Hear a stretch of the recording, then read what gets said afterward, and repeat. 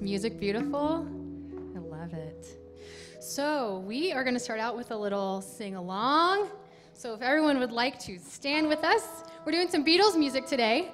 So this one is a little bit about the community, which they have some great subjects for their songs, but this one is specifically about coming together as community. So let's do it. You guys are ready?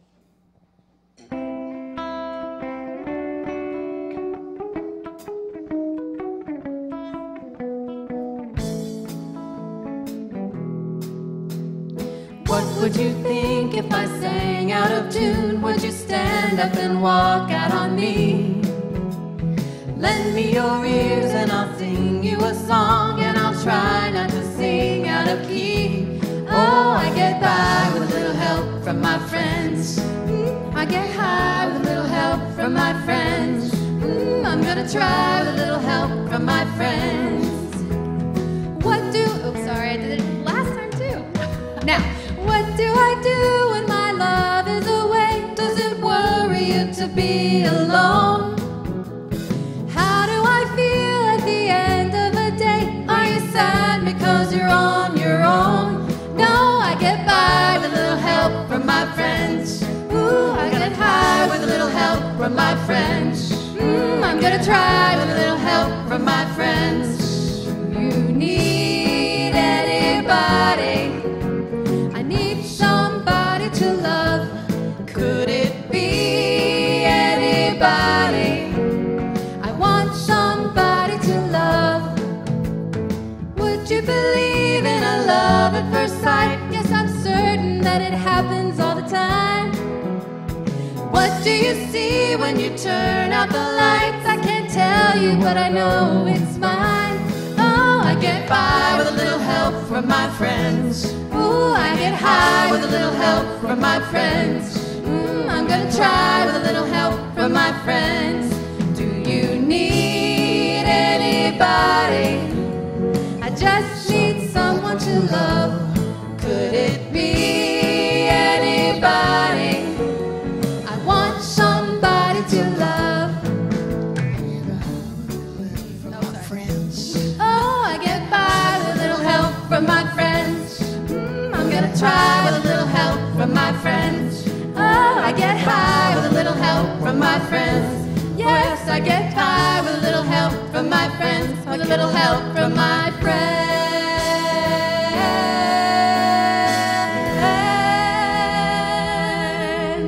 Woo, hi friends. All right. Let's everybody stay standing before you sit down. That's right. While you're standing, turn to the person next to you and say, good morning. Give your name. Get to know each other. Fantastic. Fantastic.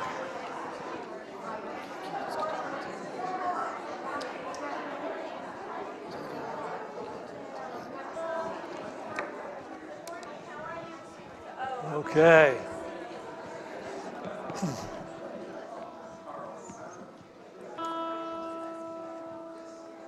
Now that you've settled in, Can you turn off your cell phones, please? Turn them, and not just to vibrate, but turn them all the way off. You can spend this time, this beautiful 1 hour, away from all that world out there, and just come back in here. Okay, is anybody here from another Unity? Anywhere? Oh, in the back. There's one in the back. What Unity are you from? Unity of Denver. Okay, yes. Anybody else? Who's the minister down there in your Denver Unity?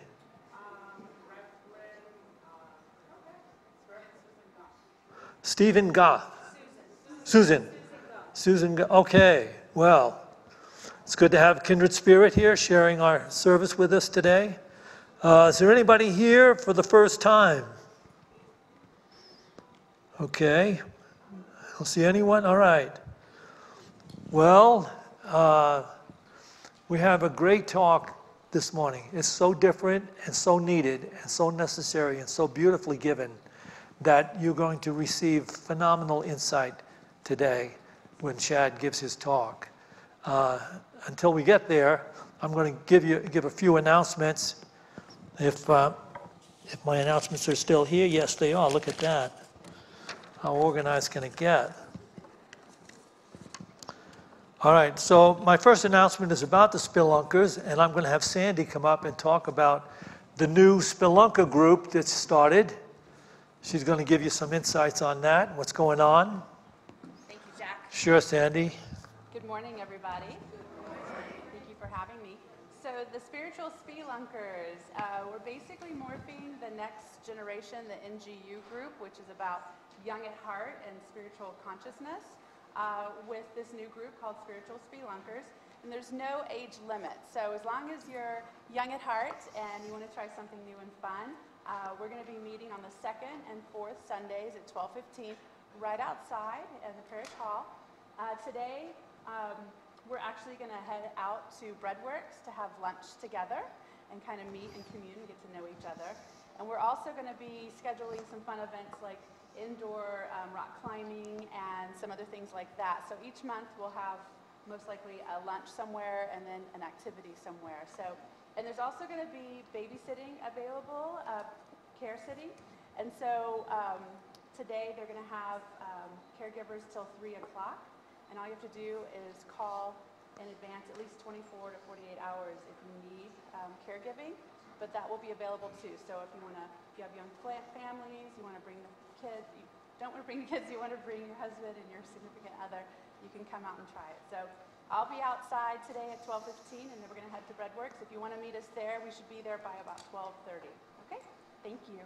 All right, yes. So they have childcare for that group downstairs in the nursery area, up to 9 years old, so that's good. And I want to remember to welcome our online people that are watching us on live stream. We appreciate you tuning in with us, and when you're doing that, you're sharing your energy with us as we're sharing our energy with you. I also want to welcome our Spanish-speaking friends who are here sharing in the ceremony.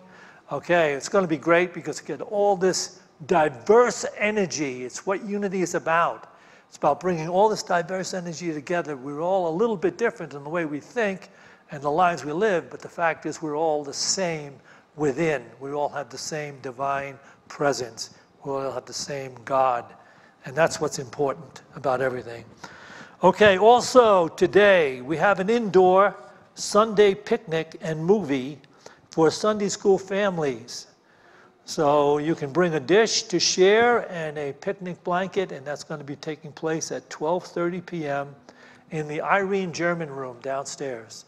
So that's our Sunday school picnic. Bring a blanket and something to share, and you're going to see a great movie downstairs. Tomorrow is a big day because we're starting a new meditation group downstairs at 5:30 p.m. in our beautiful meditation room. Shad is going to be leading a more expanded meditation. It's going to be longer than the one we have on Wednesdays. So that's for people that have been meditating a while, or even people you want to get in on it, but it's going to be an expanded meditation session. It's going to be at 5:30 in our beautiful meditation room downstairs, and we're asking you to be on time, please. See if you can be there on time. That's part of the discipline of our spiritual journey. We also have a free workshop this Saturday, March 16th at 9 a.m. It's called Better Angel Skills Workshop, How to Talk Across the Political Divide. And our gal, Lori Park, she's going to be leading it, or at least organizing it. And she wanted me to share this with you about this particular workshop coming up. There's a lot of stress these days among family members, friends, and neighbors who are divided politically, and the current polarized public conversation doesn't help. Please join us for Better Angel Skills Workshop to learn skills for having respectful conversations that clarify differences, search for common ground, and affirm the importance of maintaining relationships despite differences. So that's taking place next Saturday at 9 a.m. Our midweek meditation is still going on, and you can attend that. It's at 7 p.m. on Wednesdays. It's live streaming as well, and you can pick that up on Unity's Facebook page. We have prayer partners who are available for you. In other words, if you have a particular challenge that you'd like to pray with someone about, all you have to do is remain in your seat when the service ends, and our prayer partner will come down and take you down to our beautiful meditation room downstairs and share a prayer with you. I want to thank all of our devoted volunteers. Every volunteer is an important part of Unity here. Without those people, we couldn't operate. Well, we needed their help, and there's a couple of volunteers that are doing great work for us right now in Fellowship Hall. Lene Desiree and Joel Gutman are painting, our Fellowship Hall, and it's looking gorgeous. It's beautiful. And beside that, we have the greatest right after service refreshments than any other church center in the world. I'm telling you the truth. But today it's especially great because today we have a bake sale going on.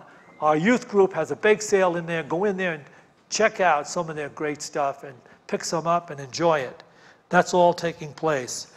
Finally, this week on Thursday at 1 o'clock, we have our, it's 12 to 1:30. We have our Divine Feminine group. You can attend that. It has lots of great things that they're sharing. And so now we'll get on and open our service with a prayer. Let's take a few moments, take a couple of deep breaths.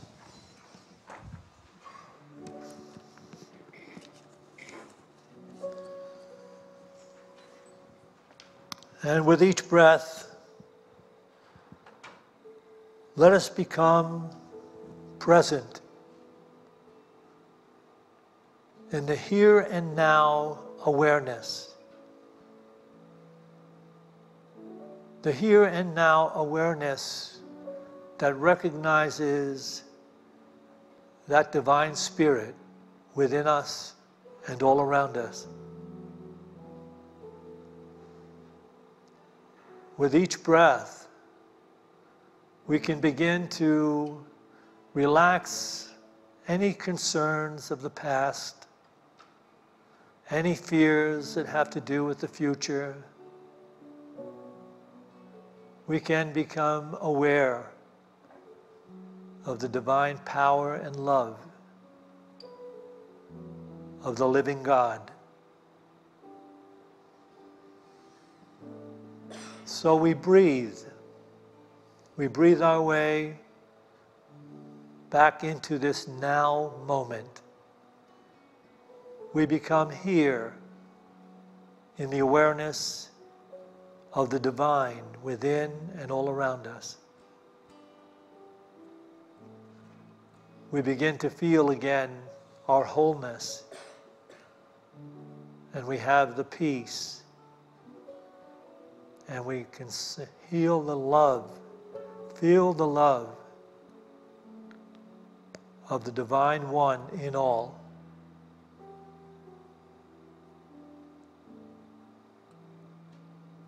Open now to that divine presence. Feel the healing love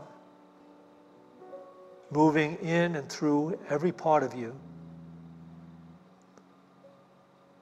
And let our gratitude go forth. And let us say, thank you. Amen.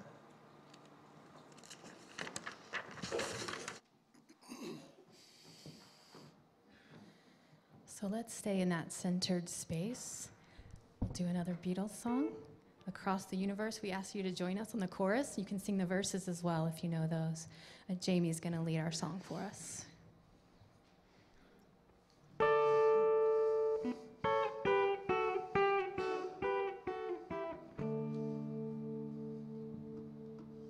Words are flowing out like endless rain into a paper cup.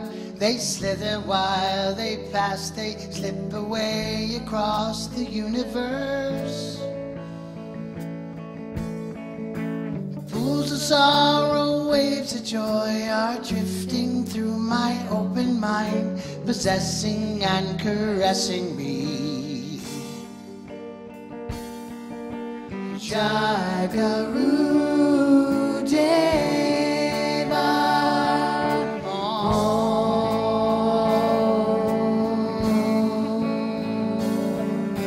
nothing's gonna change my world.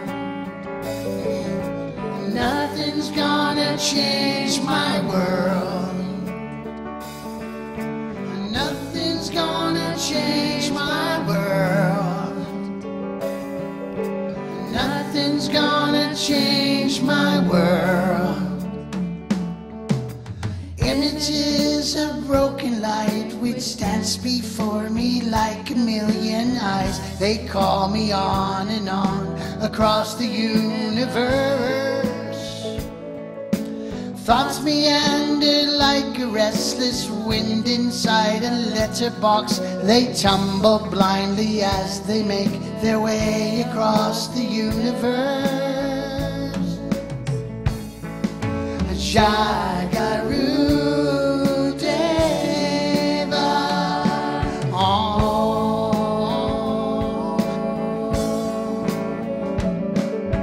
nothing's gonna change my world. Nothing's gonna change my world. Nothing's gonna change my world. Nothing's gonna change my world. Sounds of laughter, shades of earth are ringing through my open ears, inviting and inviting me. Limitless, undying love which lands around me like a million suns and calls me on and on across the universe. The Jagaru Deva,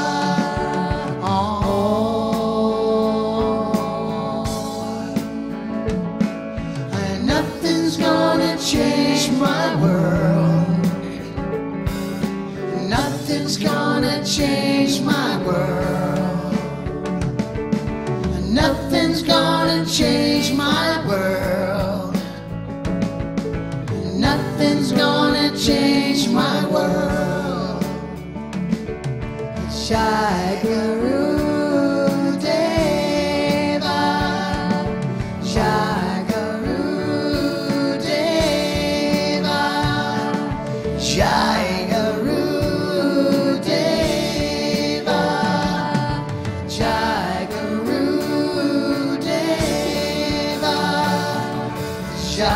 Jagaru Deva, Jagaru Deva, Jagaru Deva, Jagaru Deva. Yeah.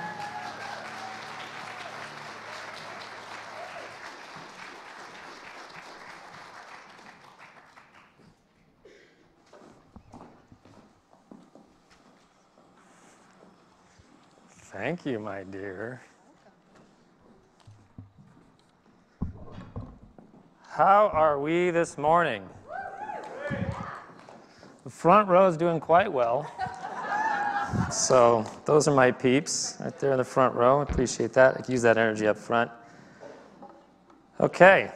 Well, we're going to start off with some words of wisdom, like I often do. And these words of wisdom you probably can't read are from Oprah. Oprah. She said, "Challenges are gifts that force us to search for a new center of gravity. Don't fight them, just find a new way to stand."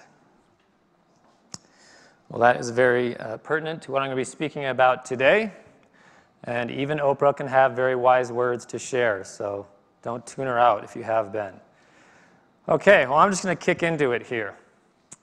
In 2015, well, let me see. Does everyone know what the Pew Research Agency is? Have you heard of the Pew Research Agency? When the politics seasons come around, they usually put out a bunch of research that's totally inaccurate and misleading about which candidate's going to win, those type of things. Anyway, they are a company that researches church pews, apparently. Not a fascinating line of study, but that's what they do. No, I'm kidding. They study all sorts of things. Well, in 2015, they released a study. And this study was looking at the years from 2007 to 2014 to look at how the demographic has changed in religion and spirituality and churches, primarily. And when the study came out, it sent shockwaves through the religious community, through ministers, through churches all across the country. And here is why. Now, in this, well, let me get to that in a second. This also hit Unity as well. This also hit a lot of Unity ministers. We were shocked as well, and we're going to get to that. But this study has lots of charts and graphs, and I've read through it a couple of times. I've had to research it for various reasons. But I decided just to summarize it all in one graph for you, which looks like this. Religion is plummeting, and the unaffiliated are rising. There's a rise in what they call in this study, what people are calling themselves nuns and duns. Nuns as in N-O-N-E-S, nuns and duns. So nuns are people that never affiliated with religion and never will affiliate with religion. And duns are people that have affiliated with religion and they're done with it. They're over it. They've done enough of it and they're moving on, and they don't want to do any more. So there is this rise of nuns and duns, and primarily in the younger generations are not going to church, not engaging with that. So by and large, people are fleeing organized religion. In fact, mainline Protestants, this is from their own research, calculate that they have 23 Easters left if they can't do something about this. They have 23 Easters left. And the article that sort of came out to release this study by the Pew Research Agency started off with a very bold statement, which looked like this. The Christian share of the U.S. population is declining, while the number of U.S. adults who do not identify with any organized religion is growing, according to an extensive new survey by the Pew Research Center.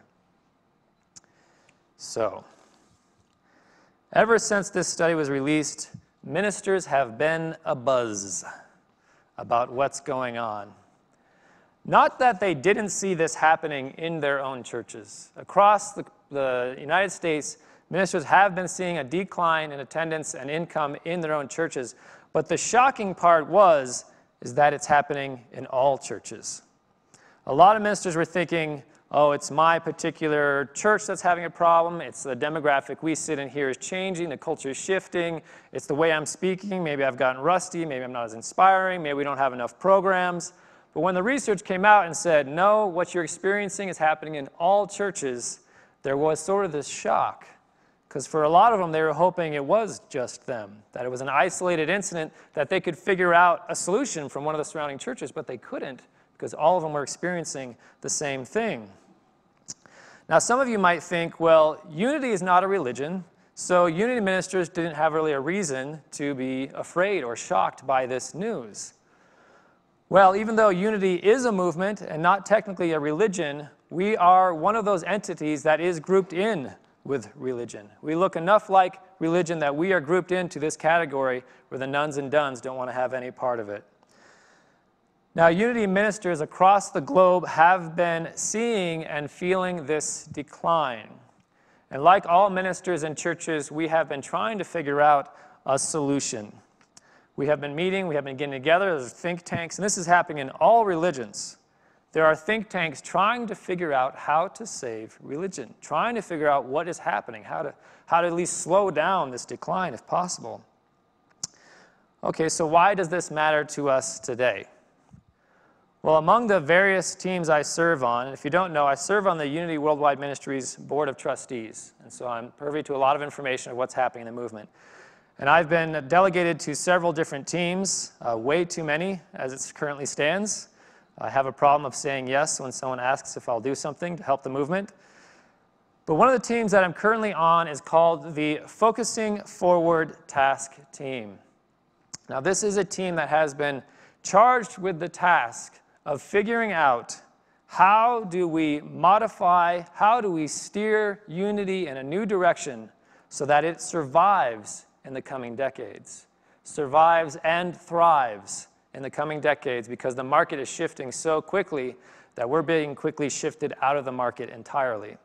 So we have been tasked with basically predicting the future. It's no small task, as you might assume. Now, in this team, we do various things to try to figure out what we can do. We study a lot of other churches that are still having a successful run at it. We talk to futurists, people that just study the future and trends that are happening, and they can talk to us about what's going to happen in the global food markets, what's going to happen in the job market, what's going to happen in the climate, what's going to happen in terms of religion and social justice and the internet. They talk to us about all these things so we can try to get a grasp on how can we best serve people 10 years from now, 20 years from now, 30 years from now, and be relevant and needed. So our team meets once a month, and we meet via online meeting so that we can see each other and we can talk. And we just had our monthly meeting this past Tuesday of this week.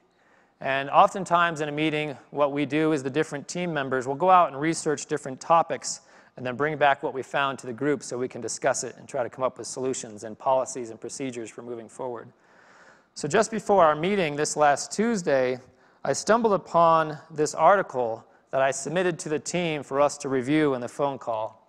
And this is the article I found. It says, new Harvard research says U.S. Christianity is not shrinking, but growing stronger. The subtitle is church-going and religious adherence really in widespread decline, so much so that conservative believers should suffer growing anxiety? Absolutely not. So this grabbed my attention because it was saying basically the opposite of what the Pew research was saying. So let me summarize the article in this way. It basically says, contrary to what the Pew research was saying with this shock and awe about the end of religion, not every church is in decline. So the Harvard Research Center actually went back through and studied a lot of the things that Pew researched to double-check their facts, and then they did some of their own demographic studies. And what they found is that, in fact, only liberal churches are in decline. Interesting, right? The more strict, fundamental evangelical churches are actually remaining flat or growing. Now, when they say liberal, it's not necessarily the way we use that term in politics. They're talking about a liberal approach to religion or Christianity, a more open-minded approach. So Unity interprets the Bible. That would be considered way liberal for most evangelical churches. So what they are referring to, what I see as the more progressive, open-minded churches in the United States, those are the ones that are actually in decline. And so you might consider Unity to be one of those, or the entire New Thought movement, or Centers for Spiritual Living, all those that are grouped into this category. It even goes on to say that children that were raised in a liberal household are less likely to grow up to go to church. And in fact, they are far less likely to have as many children as their evangelical Christian counterparts. So if you do the math on that over time, the more stringent evangelical churches will continue to grow as liberal churches continue to shrink and be outnumbered. So I shared this article with the team because I felt it was some information we had not discussed before. Each of us as individuals had run into some of these statistics, but it wasn't information we had brought to the table to discuss with each other, that really what is declining is what we have here, this movement that we are in, and some other churches as well. Now, after we presented that, the hour and 10-minute long conversation that me and the panel of ministers on the phone call had was fascinating and powerful and enlightening. So much so that at the end of the call, a few of us said, you know what, I wish I could share this with my congregation on Sunday. Thankfully, we record these calls. And with their permission, I'm going to share that call with you today. And thankfully for you, I studied video editing in college. So I've shortened it down quite a bit. Some of you are thinking, wow, I should go get a snack and some tea and some popcorn. We're going to be here a while. So before we get into the call itself, I need to clarify a couple of things that come up in the conversation so you can be following along in what we're talking about. So first of all, it is mentioned, a Hillsong church is mentioned. Hillsong is a church that is exploding right now.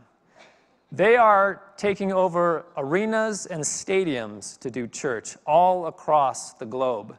They started in Australia, and they grew so big that they've jumped the pond, and they're now all over the world, and they're growing like crazy, and their audience is primarily young people. And all the other churches are looking at them, not only to look at how they're doing things, but they're looking at how are they attracting young people when the largest demographic leaving churches are young people.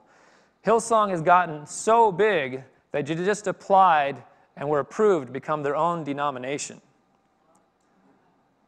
That's how quickly they've grown, how big they've gotten. And then they have Hillsong bands whose songs you've probably heard on the radio and didn't even know it. They're huge, they're everywhere, and they're a powerful force. And they are a more fundamental Christian church. You're going to see a lot of the hand raising and stuff going on. In this phone call, you'll also hear us mention One Unity, something called One Unity.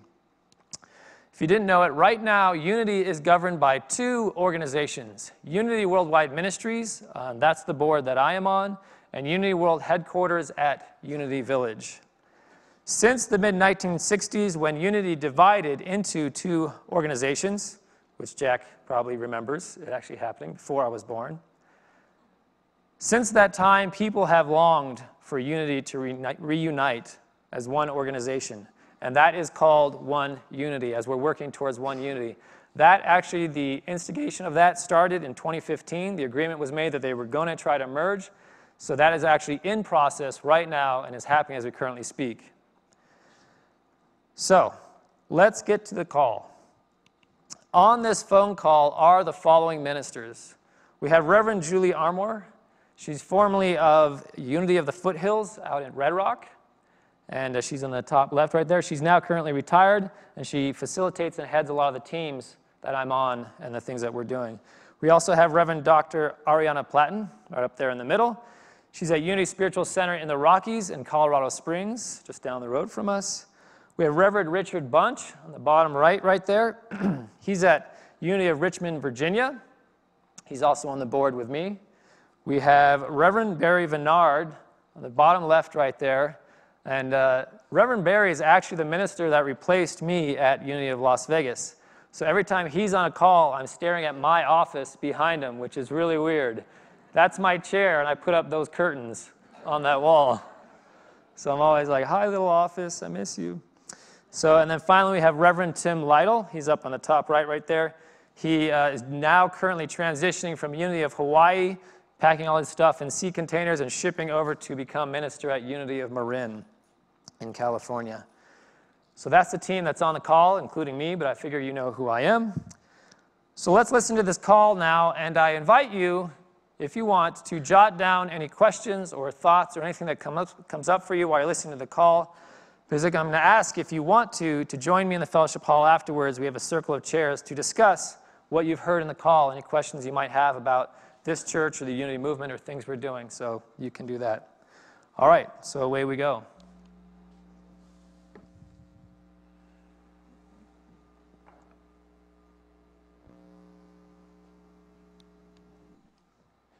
Oh, now we've done it. There we go.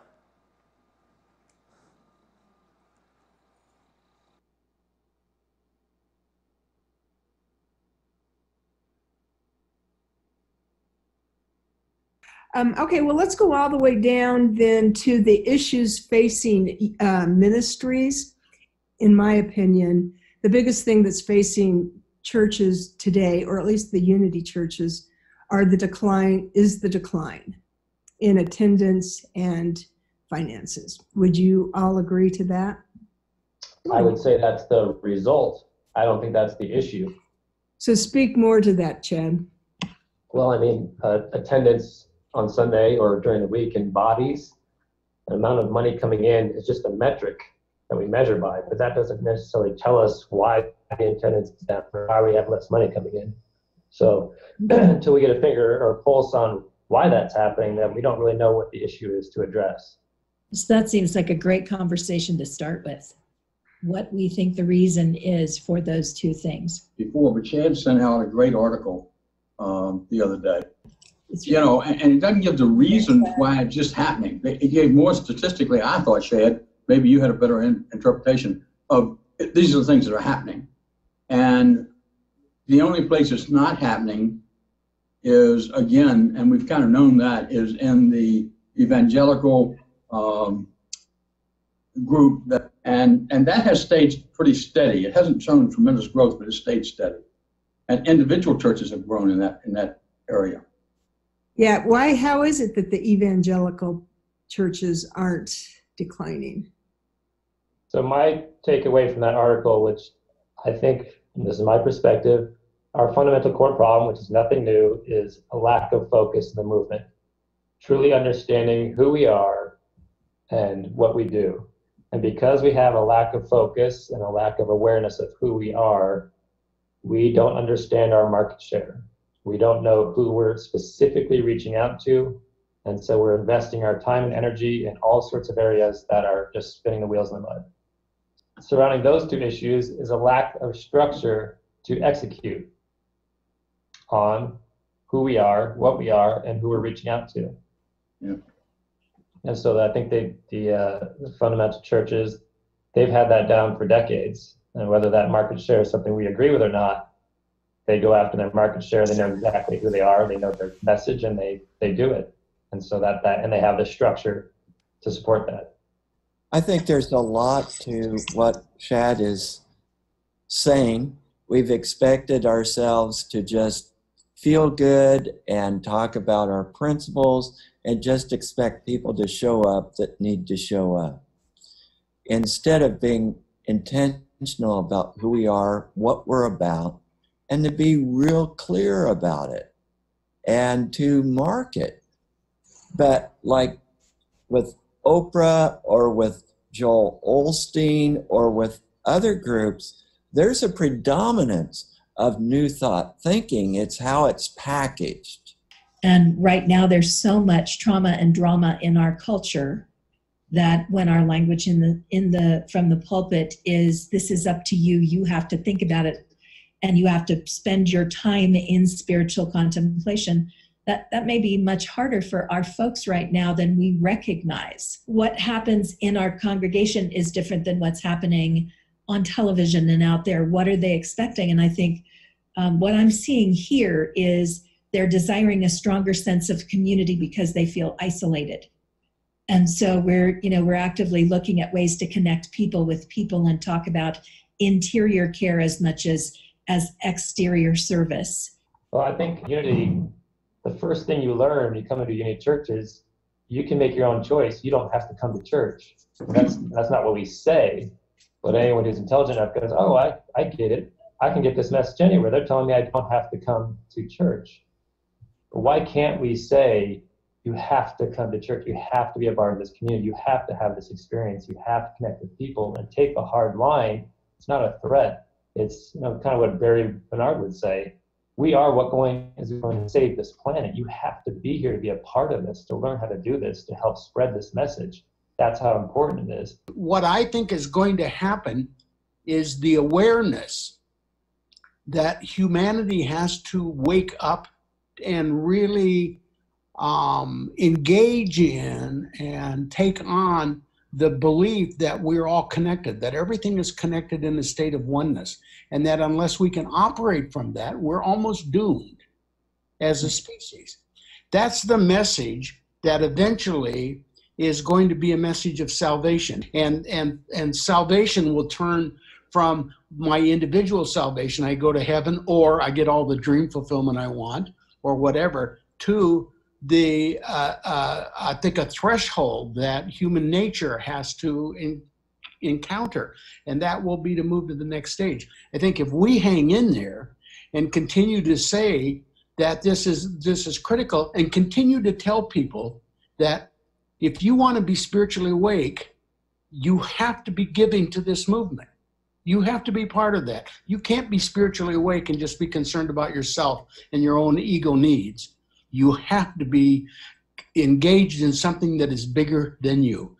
Barry, I have a question for you. I'm right on board with you. My question is a question of demonstration. So how do we now become the organization, the leaders, the spiritual movement that is doing that rather than just talking about it? So that's the big challenge, is how do you make people believe it's critical when it doesn't appear to be critical? It appears that we could just keep everything like it is and things will be just fine. It's a great question, and I think that I think we are already a catalyst to that whole movement. And when I first came into Unity, it really was a great self-help organization I could buy into, and it needs still to be part of it, but it cannot be the whole. It cannot be the driving force alone. As Barry's saying and Shad was saying, I really believe that we have to figure out a way in which we can become known for our vision and for doing everything we can to promote that and move that forward. And the idea that we're going to change the world is huge. I think there's also a couple of different things. There are a couple of different things that come to me as you're talking, Richard. One is we have different levels of people in Unity, and so there are basic teachings that those newbies need to have, and then a whole nother place to take people who've been around for 5 years plus. The second piece that comes to me is the conversation around kind of how you train first responders. That you train first responders to be ready when the time comes. How do we, because Unity's language is all, we're going to stay in the positive language. We're creating with our words. We're creating with our beliefs. And yet what I'm hearing is we're anticipating a real change, whether it's climate driven or it's something else driven. We're anticipating a real change where people need to be equipped with the tools to be able to help each other and rely on each other. The way I present that idea is that's what makes you available to the bigger picture. The bigger picture is why we exist. What you have to do is you have to awaken personally. You have to find a way to get free of all sense of unworthiness that you have.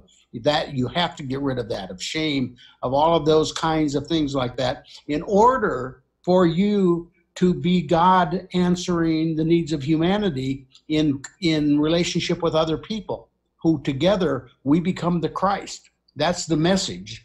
And you, if you're going to become part of the Christ, you have to have this awakening yourself and do this work. That's essential to it, or you're just not going to be effective at it. Your ego is going to end up, the fears you have are going to end up dominating your experience, and you won't even know it. Like a Hillsong church that I went to this last Sunday. But what came through in that service, stronger than any place that I've ever been before of any kind, is how important it was for every person there to step into their gifts, to be a part of the mission of that church. But they just so emphasized community. You need to be here every Sunday. It's important to be community, and we can't carry on this mission as effectively without you. You are important. The gifts that you bring to this community are essential. I really agree. I mean, I know what you're talking about. What the things that I've said that have been most effective, and I don't always say them every Sunday. There isn't going to be a God that's going to come down and save us.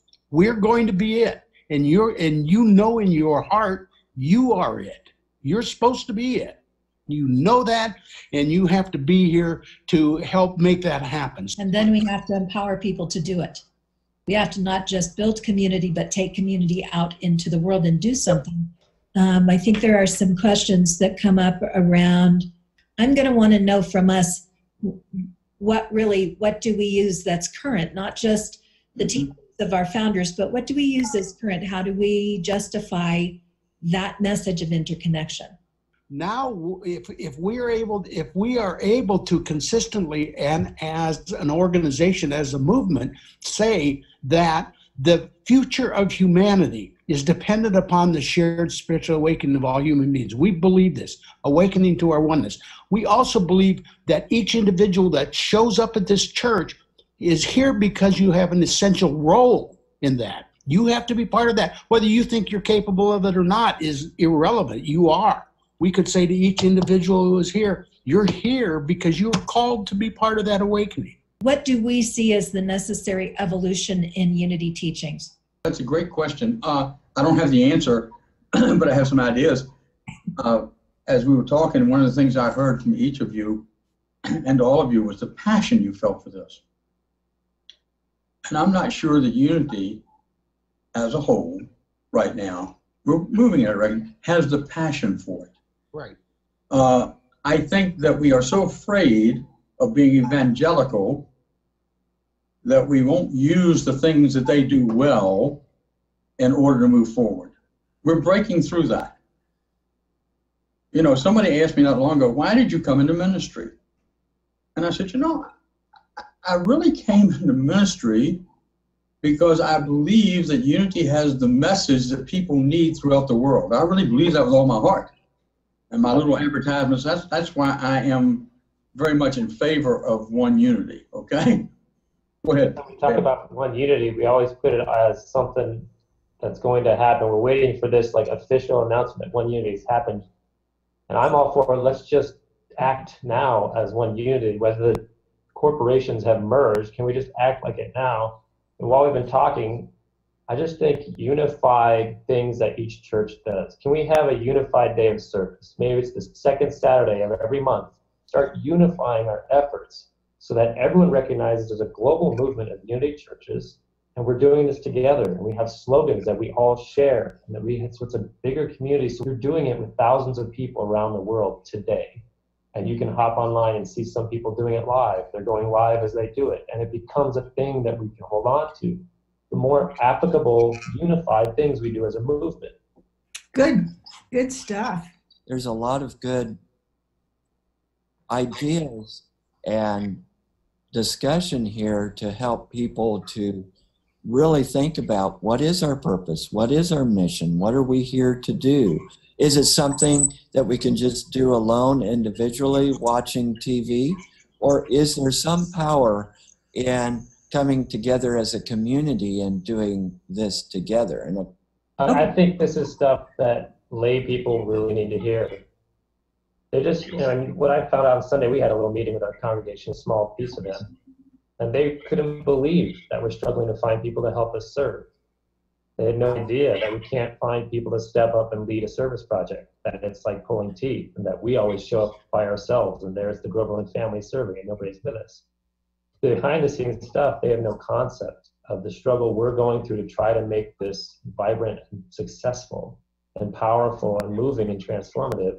They just show up and think it's sort of taken care of. If I'm sitting with 100 people, somebody here is going to step up and volunteer for the youth ministry when they ask for it, and they don't do it because they just have, it's that collective somebody's going to do it mentality. When you sit down and say, hey, we're really struggling here, we need your help, you sitting right there, I need your help, they go, oh, me, oh, okay. And not just do we need your help in-house, but we need your help to be the movement that Unity is being called to be. Right. More people claim Unity as their movement, that we're all working to grow, not just a small group of people.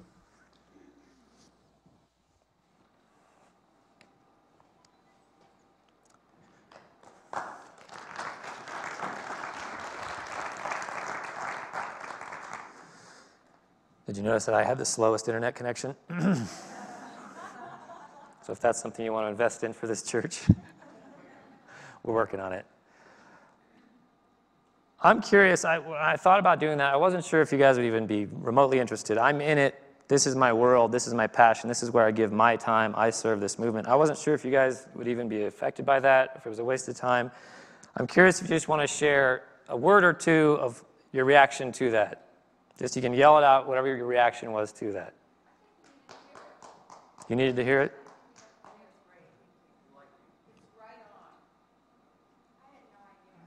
No idea?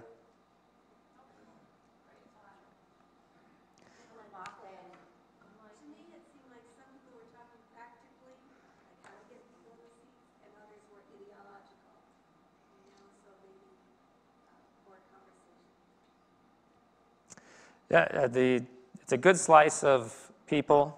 You have a lot of big picture. Let's make sure we remain spiritual type people, and then you have boots on the ground. We need policies and procedures to make sure we do this type people as well.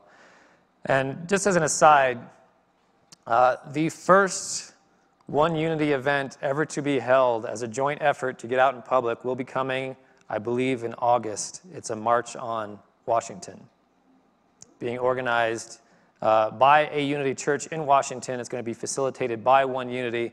It'll be the first, yeah. So then Shad, what you would need is someone here to organize people to go to that. Getting bodies on a bus and get them up there, yeah.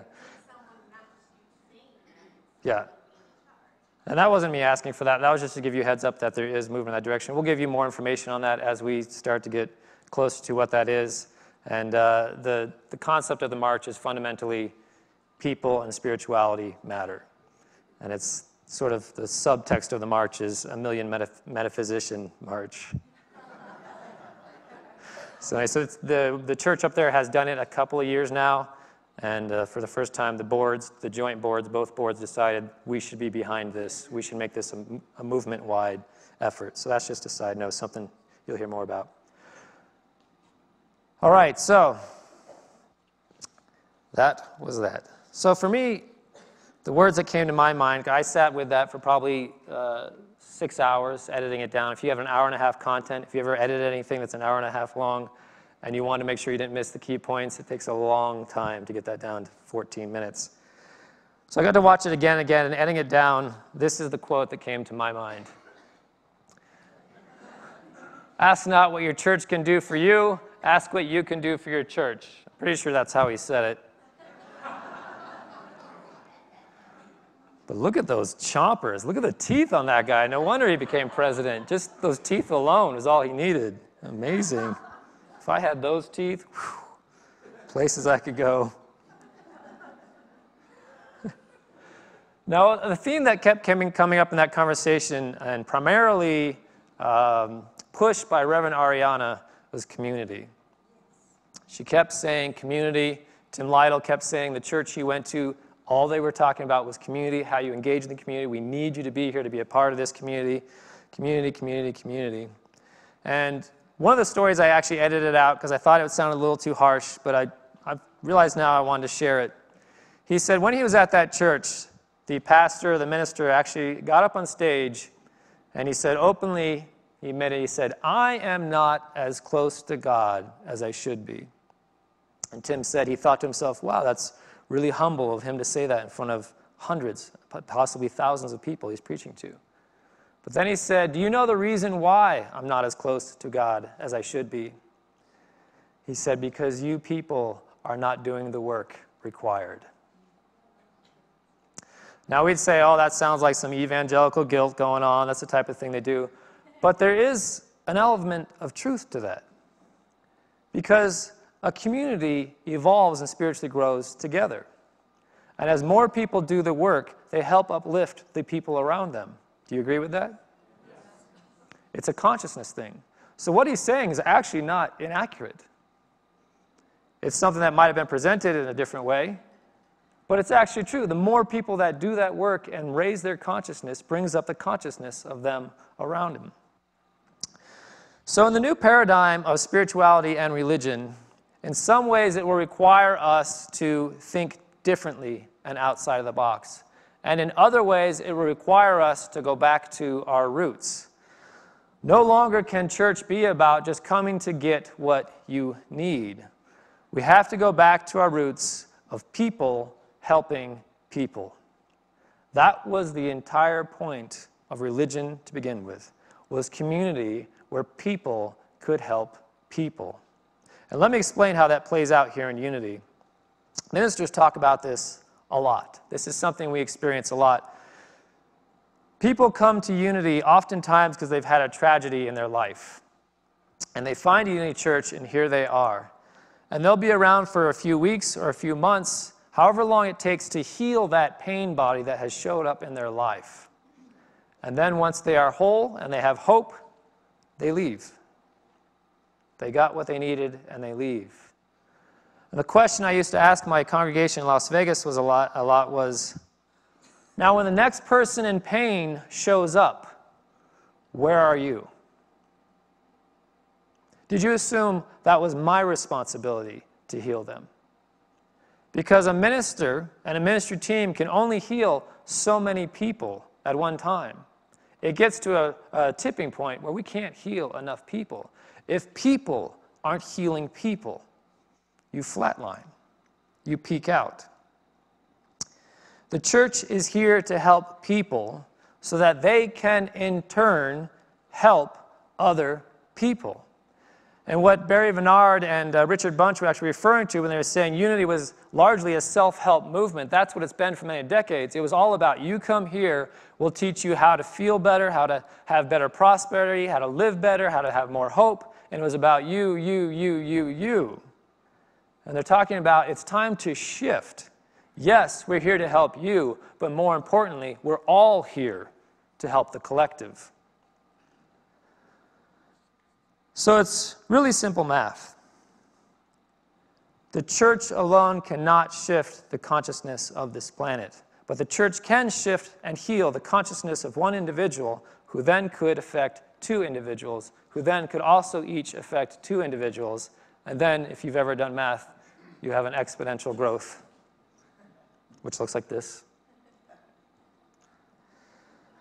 But Barry Vennard was quite serious. It's been his message for a long time, and that was part of the reason why I actually suggested he be the one to replace me at Unity of Las Vegas, because his message is very straightforward and very foundational to where we need to go in the movement. And he said, you are here because you have been chosen. You have been called. And we need you to rise up and to get involved and to help out. Not just we as Unity, we as the entire human race. If you're sitting here today, you have been called. And as Barry says, I don't care if you think you're up to it or not, because you are. And it's necessary. This is true because the unity message and the unity movement is what will save this planet. And I challenge anyone to present a problem to me in their personal life or on this planet that is not solved by raising awareness and enlightening consciousness. I have yet to hear one. If you have one, don't yell it out. Say it to me in private so I don't look bad. But we have to be 100% engaged, we have to be involved, we have to be prepared, and we have to be poised for action. What we hear from the futurists that we interview on this team is about massive job loss in the millions, food shortages, giant migrations because of climate change, all these things. People are going to need a place to find help, and there's going to have to be an army of people there ready to help them. And if this army of people is ready soon enough, we won't have to get that far, is sort of my plan. You guys agree with that? So let me wrap up with this. Last Sunday, I had the pleasure of speaking with an individual after the 9 a.m. service, our first service, who was here for their very first time. And this person said to me, I didn't know something like this even existed. This message, this community is so important, they said. I'm staying for the second service just to make sure I didn't miss anything. And I want to adjust my work schedule to make sure I can be here every Sunday and during the week to serve this community. And I want to bring my kids because this is probably the most important thing happening right now. That was their first visit. Do you agree with that? Yeah. I agree with that, and that's the entire reason I'm in ministry.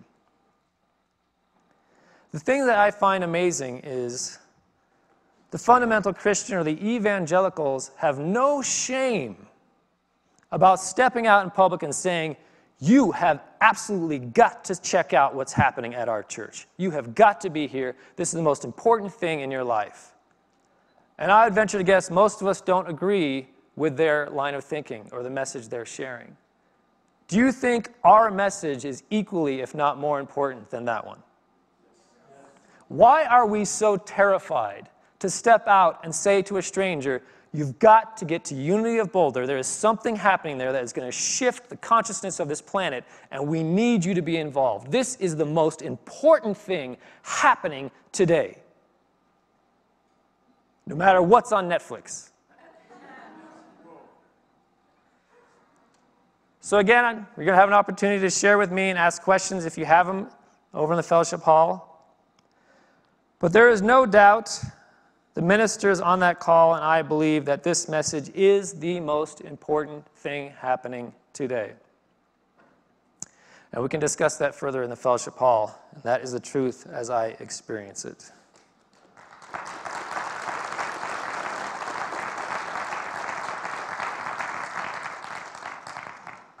Let's do a quick little meditation just to put some of that energy into a spiritual direction.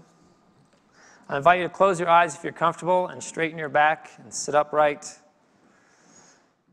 Bring your attention to your breath and allow your shoulders just to relax.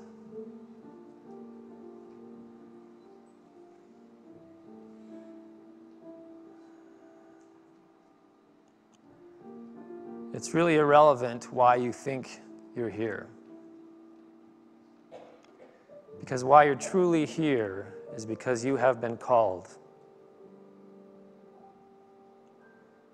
Whatever initiated that calling, it comes from the source. It has brought you home. And it has helped each and every one of us to find each other today.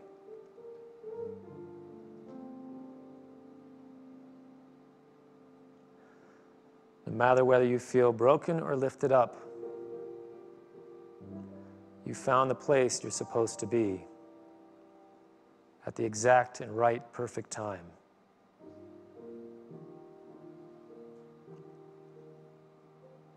You are poised and you are aimed down a path of perfection.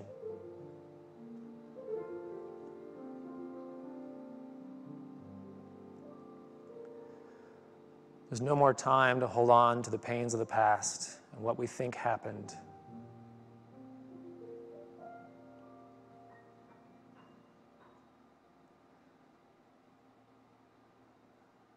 Never throughout history has it been so important, right here, right now, for us to let go of the garbage that has been holding us back, to embrace our true identity, to embrace our true calling, and to stand steadfast and strong, ready to serve and share and transform. Nothing could be more important at this time. No matter what plagues your mind, your worries, your thoughts, this is our highest and best calling.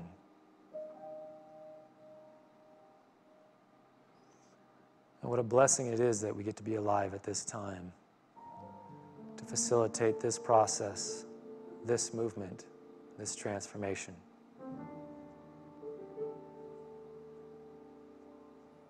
So we'll take a few moments in silence just to take that in.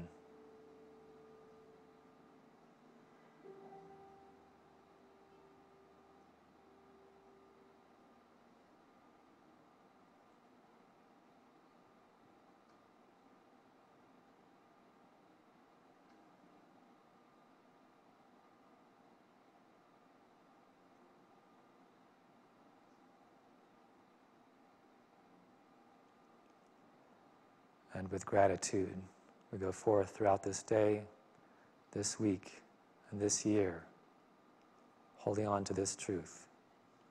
And so it is. Amen. We will take an offering for unity now. And if you're at home watching online, I invite you to join us in this process. And there's a strange man rushing the stage. Security. I forgot to mention that we're doing a big play, a Unity production on this message, and we need all the people we can get in the choir. If you're up to that, Thursday at 6:30, especially men. We can use some more men. It's dialogue and it's singing, so there's lines people will be saying. Okay.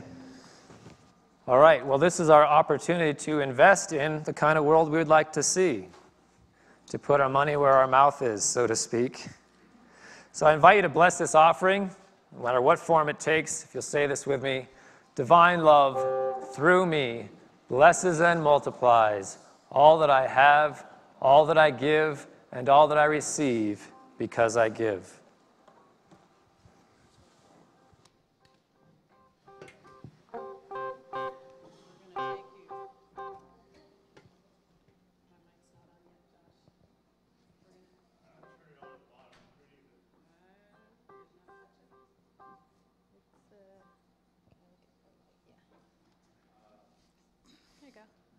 Okay, we got it working. We're going to take you from that peaceful place into a spiritually grounded revolution.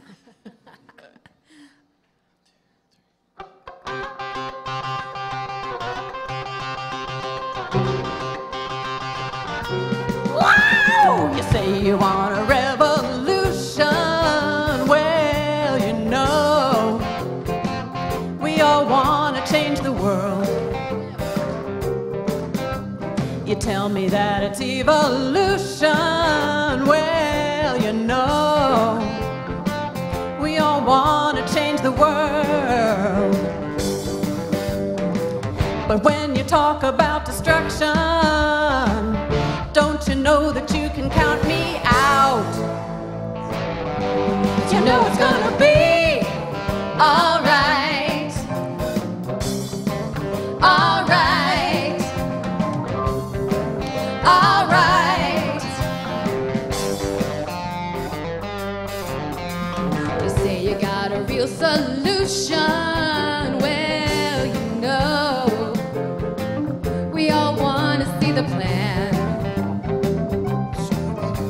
You ask me for a contribution. Well, you know, we're all doing what we can. But if you want money for people with minds that hate, all I can tell you is, brother, you have to wait.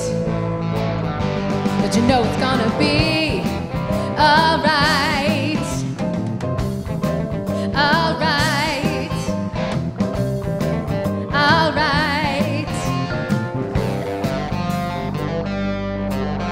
Woo!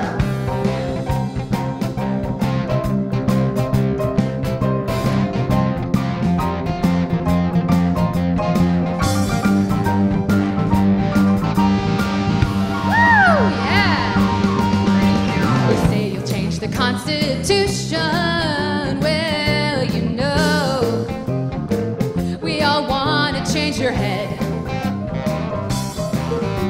You tell me it's the institution, well, you know, you better free your mind instead. But if you go carrying pictures of Chairman Mao, you ain't gonna make it with anyone anyhow. Woo! You know it's gonna be alright. Alright. Alright. It's gonna be alright. Alright. Alright. Alright. Alright. Alright. Alright. Alright. Alright.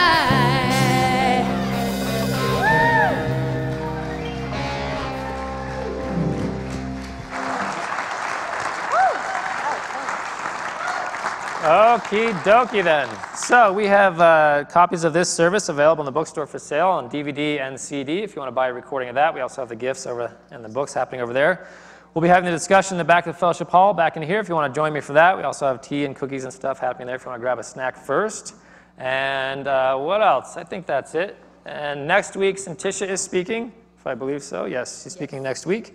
And then tomorrow evening at 5:30, I'd love for you to join me in the meditation room downstairs promptly, because I don't want to have people wandering in and out as we're starting the meditation. Join us downstairs at 5:30 for a really deep experience, and we'll put some of this stuff into practice. Sound good? Can you try that again? Okay, if you say so. I'm charged. I want to change the world, I guess.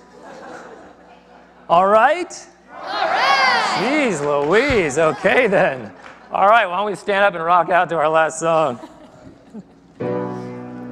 I release and I let go. I let the Spirit run my life, and my heart is open wide. Yes, I'm only here for God. No more struggle, no more strife. With my faith, I see the light. I am free in the Spirit. Yes, I'm only here for God. I release and I let go.